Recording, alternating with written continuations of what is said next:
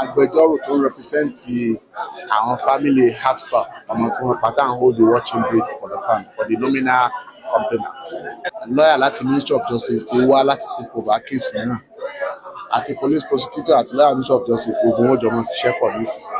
Láti yẹn ṣẹlẹ̀ tán wọ́n announce pé DPP advice ti wá láti Ministry of Justice pé wọ́n ní case láti answer wọ́n sì ti fáìlì pépà tó tọ́ sí High Court tó lágbára àti gbọ́ ẹjọ́ yìí originally tí túmọ̀ sí pé wọ́n ti prefer charge sí High Court.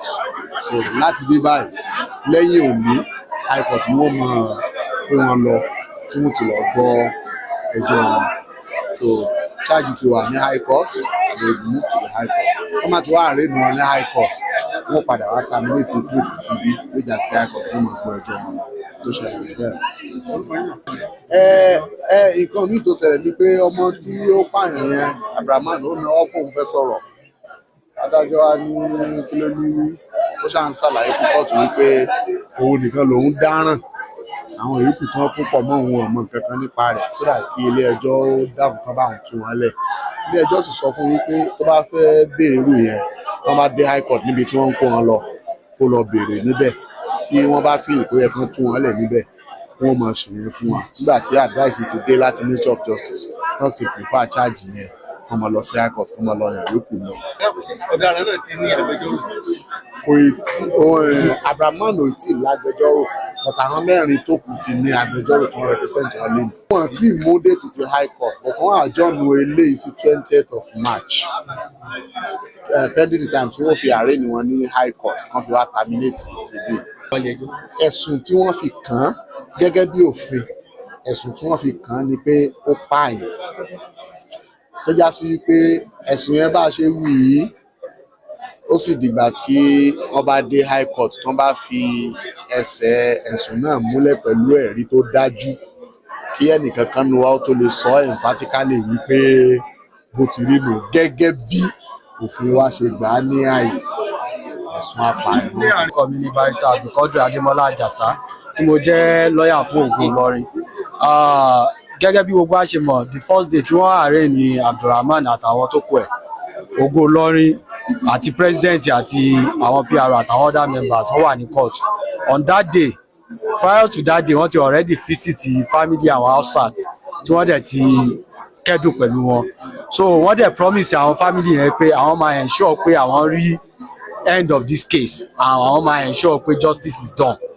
So in fulfilling that wọ́n ti ní káà náà máa wá sí court láti wá dúró fún family outside léyìí tí a dẹ̀ wá ṣe ní àárọ̀ yìí but gẹ́gẹ́ bí gbogbo a ṣe mọ̀ by law wípé this present court ìyẹn magistrate court ò ní jurisdiction as far as murder case is concerned.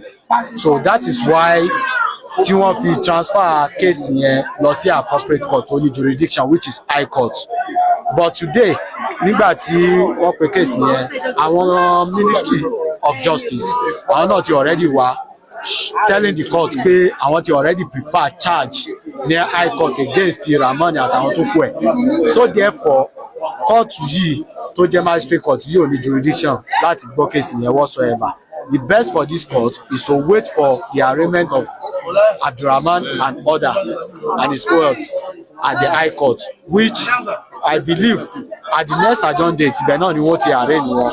Tó bá dẹ̀ ti lè arraign wọn bẹ́ẹ̀ wọ́n á wá sí court yìí láti wá terminate proceeding àti láti wá terminate case yẹn. So bí ó ṣe jẹ́ nìyẹn. So thank God wípé wọ́n ti prefer charge against wọn. So we will be waiting for the next adjourned date, the date for the arraignment of Rahman and others. So but thank God today àwọn mẹ́rẹ̀ẹ̀rin tó kù tí wọ́n arraign pẹ̀lú Rahman wọ́n ti wà represented, they have a legal representation. But in law, if Rahman did not have a legal representation, there's no way we can move forward. So for those people yearning, agitating that nobody should stand for Rahman because he's a criminal, it's because they don't know what the law says about that.